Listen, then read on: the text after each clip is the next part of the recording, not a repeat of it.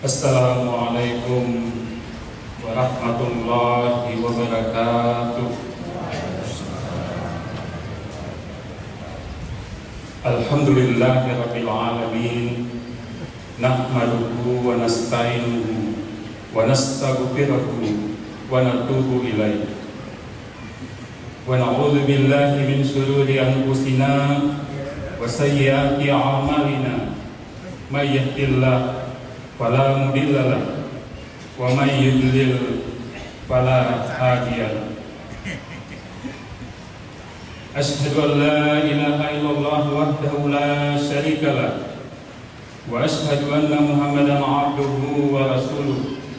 Wassalatu wassalamu ala nabiyyina Muhammadin wa ala alihi wa ashabihi wa man tabi'ahu ila yaumiddin.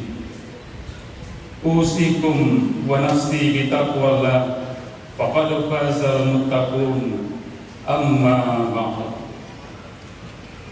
Qala Allahu ta'ala fi al-Qur'anil Karim, a'udzu billahi minasy syaithanir rajim. Ya ayyuhalladzina amanu kutiba 'alaikumus shiyam kama kutiba 'alal ladzina min qablikum la'allakum tattaqun. Allahu Akbar, Allahu Akbar, Allahu Akbar kabira walhamdulillahi katsira wa subhanallahi bukratan wa asila.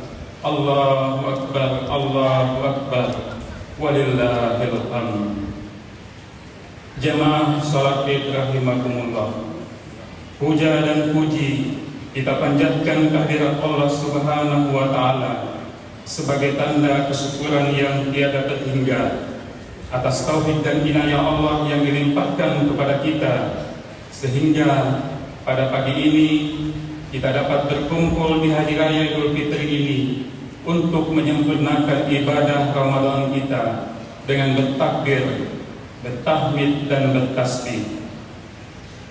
Salawat dan salam semoga senantiasa dilimpahkan kepada Nabiullah Muhammad SAW, penutup segala nabi dan rasul, teladan terbaik sepanjang masa, panutan dalam kehidupan di dunia ini, dan pemberi syafaat bagi kita dalam kehidupan di hari kemudian.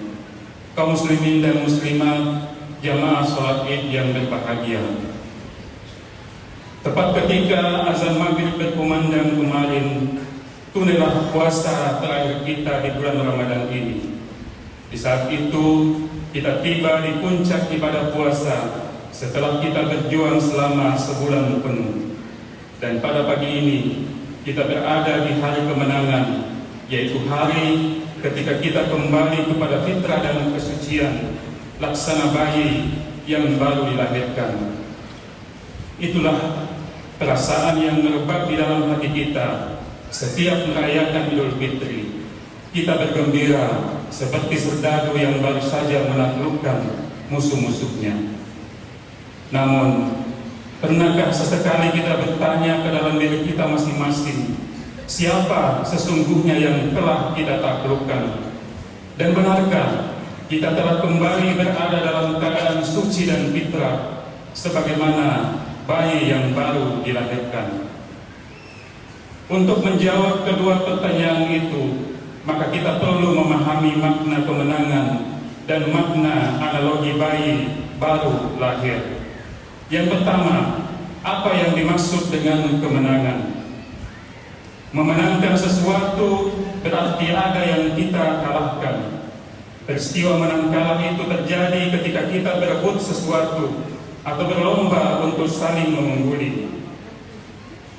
Pemenang berarti mengalahkan lawan dalam berebut atau mengungguli lawannya. Dalam konteks Hari Raya Idul Fitri ini, kemenangan kita adalah keberhasilan merebut kendali atas hawa nafsu dan mengungguli kemampuan setan dalam mengarahkan pikiran, perkataan dan perbuatan kita. Selama kita berpuasa, kita berusaha menguasai diri kita sepenuhnya sehingga tidak ada ruang bagi yang lain menggoda kita melanggar larangan agama. Maka yang kedua, analogi sebagai bayi yang baru lahir, menunjukkan kesucian yang kita dapatkan kembali setelah memenangkan pertarungan melawan syaitan. Bayi yang baru dilahirkan adalah makhluk yang suci, makhluk tanpa dosa yang belum terkontaminasi dengan berbagai polusi kehidupan. Seluruh pikiran, perkataan dan perbuatannya sama sekali tidak berpotensi merugikan orang lain. Kondisi itu merupakan fase yang disebut sebagai zero threat, sebuah kondisi di mana tidak ada sama sekali potensi ancaman yang perlu dikhawatirkan. Oleh karena itu, jika pada hari ini di dalam pikiran kita atau pada perkataan kita, lebih-lebih pada perbuatan dan tingkah laku kita, masih ada potensi ancaman terhadap orang lain, berarti kita belum menjadi pemenang dan kita belum sepenuhnya kembali suci dan fitrah. Masyarakat muslimin, hadirin wal hadirat yang dimuliakan Allah, merebut kendali atas hawa nafsu dan mengungguli syaitan dalam mengendalikan pikiran, perkataan dan perbuatan adalah esensi takwa yang diajarkan dalam ibadah puasa. Orang yang berpuasa bakal menjadi orang yang bertakwa. Takwa adalah sikap berhati-hati dan waspada yang terbangun karena iman. Orang hanya bisa bertakwa kalau percaya pada keberadaan Zat Allah yang Maha Kuasa dan percaya pada ajaran yang dibawa oleh Rasulnya. Di sini iman bergerak di ranah psikis, sementara takwa bergerak di ranah fisik. Iman mendekat jiwa, sementara takwa merangkul jasmani. Dengan dorongan iman, puasa dapat mengantarkan kita kepada takwa, sebagaimana firman Allah dalam surah Al-Baqarah 183 yang berbunyi, Ya ayyuhallazina amanu kutiba alaikumus siyam kama kutiba alal ladzina min qablikum la'allakum tattaqun. Artinya, wahai orang-orang yang beriman, diwajibkan atas kamu berpuasa sebagaimana telah diwajibkan kepada orang-orang sebelummu supaya kamu bertakwa. Hadirin sekalian yang berbahagia, dalam sebulan terakhir ini kita berjuang setiap hari untuk mengendalikan 3 elemen penting dalam hidup yang menjadi penggerak peradaban kita, yakni pikiran, perkataan, dan perbuatan. Ketiga elemen ini tidak diberikan kepada makhluk lain sebagai bukti keunggulan manusia atas makhluk lainnya. Mari kita lihat bagaimana potensi ketiga elemen ini bagi manusia. Elemen yang pertama adalah pikiran. Pikiran manusia memiliki kemampuan memproses informasi dan menganalisis situasi yang kompleks. Dengan pikiran, manusia dimungkinkan untuk belajar, berpengetahuan, berimajinasi, hingga berkreasi. Dari rangkaian kemampuan itu, manusia bisa mengubah sesuatu yang pada awalnya tidak berguna menjadi amat berguna. Sesuatu yang semula tidak berarti menjadi sangat penting. Bahkan berkat kemampuannya berkreasi, manusia telah menghasilkan berbagai penemuan spektakuler yang mengubah kemampuan manusia dalam berbagai bidang. Dari pikiran manusia lahir gagasan dan ideologi, juga lahir imajinasi dan rencana.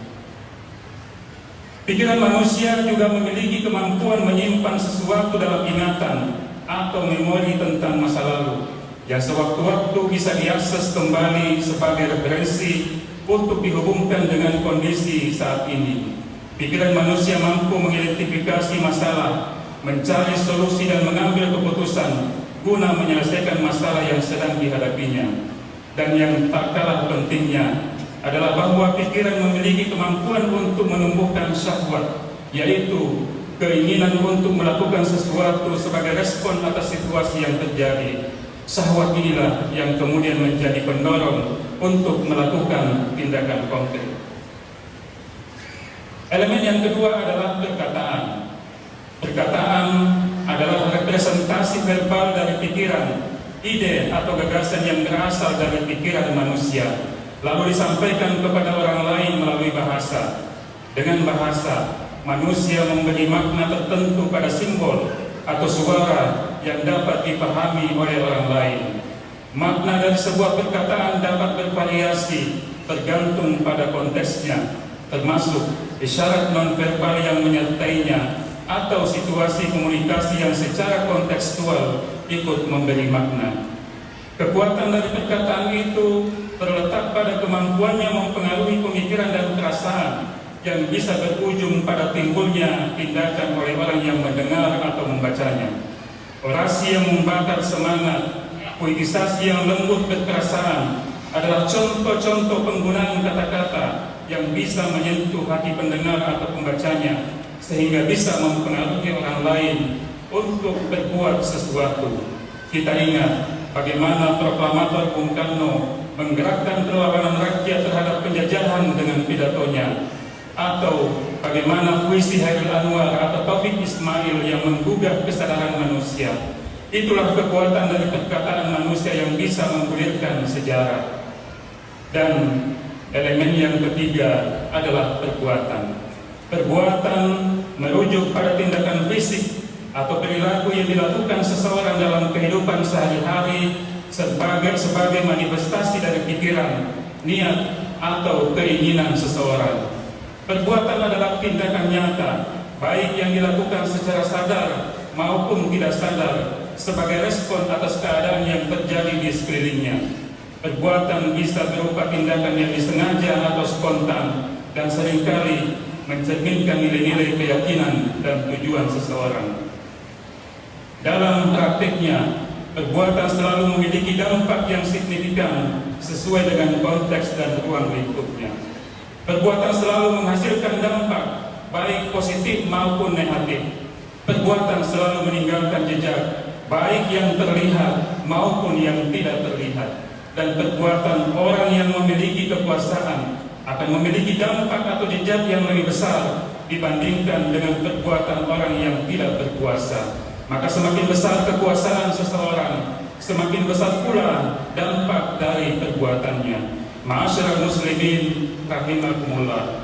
Dari uraian singkat atas kemampuan ketiga elemen itu, nyata bagi kita betapa besarnya potensi kekuatan manusia dibandingkan dengan makhluk yang lain. Berkat ketiga elemen tersebut, peradaban manusia telah bergerak secara revolusioner, melewati sejumlah lompatan teknologi yang mencengangkan, mulai dari zaman batu hingga zaman teknologi dewasa ini. Kemajuan dan keberhasilan yang diraih dewasa ini adalah buah dari pikiran, perkataan, dan perbuatan manusia yang diarahkan pada kebaikan. Namun hadirin sekalian yang saya hormati, di samping bisa memperbaiki, ketiga elemen itu juga tentu mengandung potensi merusak. Di dalam Al-Quran, Allah Subhanahu wa Ta'ala menyebut manusia sebagai makhluk yang lemah dan mudah putus asa. Manusia bahkan memiliki insting destruktif yang diberi nama Homo homini lupus. Frase ini dicetuskan oleh Titus Maccius Plautus, seorang filsuf Romawi kuno yang hidup pada tahun 254 hingga 184 sebelum Masehi, yang berarti manusia adalah serigala bagi manusia lainnya. Dan sejarah telah mencatat betapa banyak kerusakan dan kehancuran yang telah terjadi karena pikiran, perkataan, dan perbuatan manusia. Peradaban manusia dipenuhi bercak darah, jutaan nyawa telah melayang sia-sia akibat kekejaman manusia. Dunia menjadi saksi dari niat jahat dan kata-kata berbisa yang kemudian diikuti perbuatan tercela dari orang-orang yang memperturutkan hawa nafsu dan kebodohan. Allah Subhanahu wa Ta'ala berfirman dalam surah Ar-Rum ayat 41 yang berbunyi, Daharal fasadu fil barri wal bahri bima kasabat aydin nas liyuzikahum badal ladzi ya'milu la'allahum yarji'un.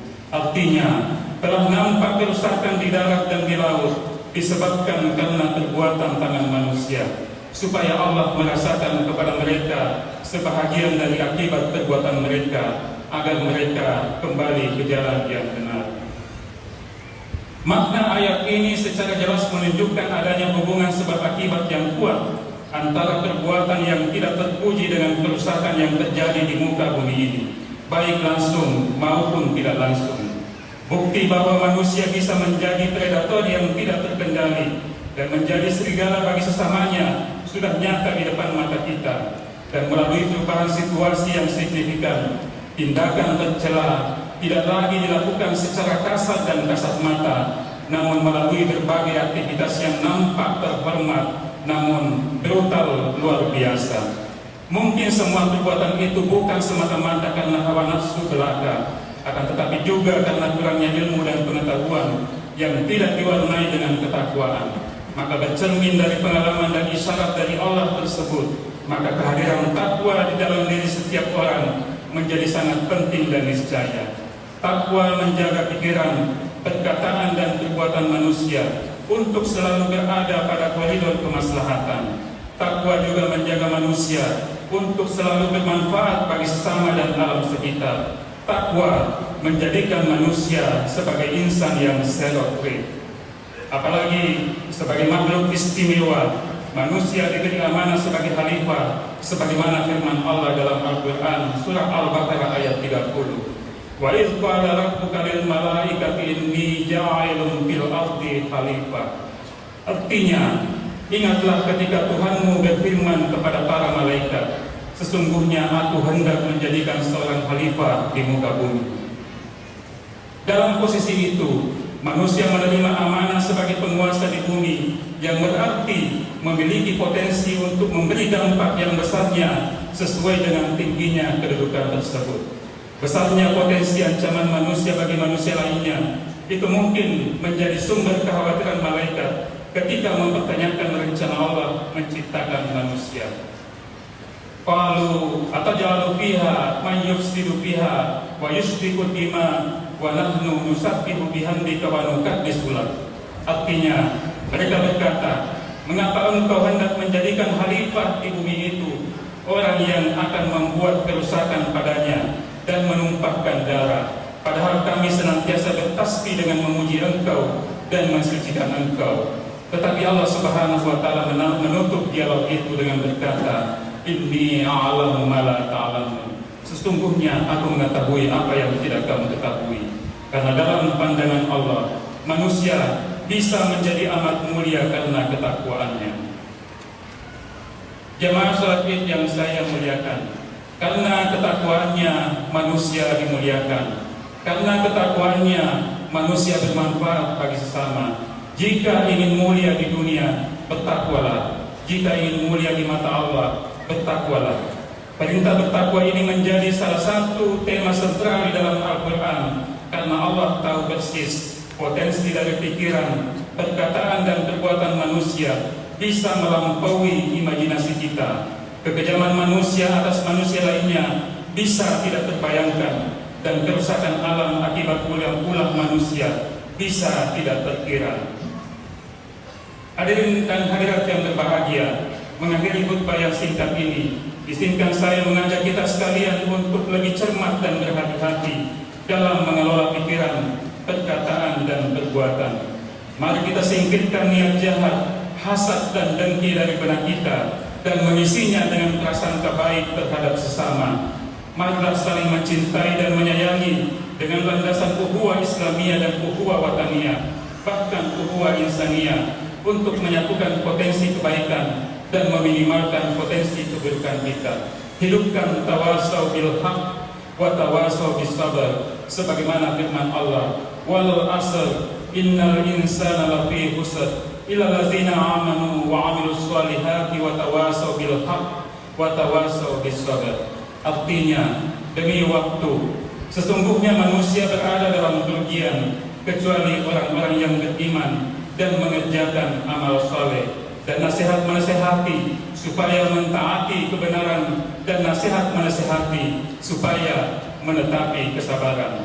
Begitulah seharusnya prinsip kebersamaan kita, bersatu dalam kebaikan dan berpisah ketika kebersamaan tak lagi berbuah kebaikan, saling mengingatkan dan saling membantu untuk memaksimalkan kebaikan kolektif. Kita harus kompak untuk mewujudkan diri sebagai pribadi yang nihil ancaman, sehingga siapapun yang bersama kita tak perlu merasakan kekhawatiran. Dengan tantangan kehidupan yang makin berat dan makin beragam, upaya kita dalam menjaga kebersamaan dalam kebaikan juga semakin berat. Keburukan dan kejahatan semakin terorganisir, orang semakin tidak malu berbuat munkar, Informasi yang diputarbalikkan semakin mengaburkan fakta. Yang baik bisa dikira buruk, yang buruk bisa dianggap baik, dan orientasi kehidupan kita pun semakin tidak jelas arah dan tujuannya. Maka hanya kesadaran pribadi yang bisa membantu, yang bersumber dari latihan kita selama sebulan penuh, berusaha menjadi baik, tetapi tetap membuka diri untuk dinasihati, supaya kita tetap berada dalam koridor kebenaran. Sekarang kita akan segera memasuki arena pertarungan sesungguhnya, melawan musuh-musuh hawa nafsu kita. Takwa sejak dalam pikiran, lalu menanjak ke tutur kata, dan akhirnya mewujud dalam perbuatan. Jika seluruh komponen akhlak itu dilandasi dengan akidah, lalu dijaga dengan ibadah, maka muamalah duniawi kita akan terjaga pula. Di saat itulah kita menjadi rahmatan lil alamin. Sebagai penutup, mari kita bersama-sama berdoa. A'udzubillahi minasyaitonirrajim. Bismillahirrahmanirrahim. Allahumma ghfir lil muslimina wal muslimat wal mu'minina wal mu'minat al ahya'i minhum wal amwat innaka sami'un qaribun mujibud da'wat ya qadiyal hajat. Allahumma inna nas'aluka salamatan fid din wa afiyatan fil jasad wa siyadatan fil ilm wa barakatan fil rizq wa taubatan qablal maut wa rahmatan indal maut wa maghfiratan ba'dal maut bi rahmatika ya arhamar rahimin. Rabbana la tuzigh qulubana ba'da idh hadaytana wa hab lana min ladunka rahmah innaka antal wahhab.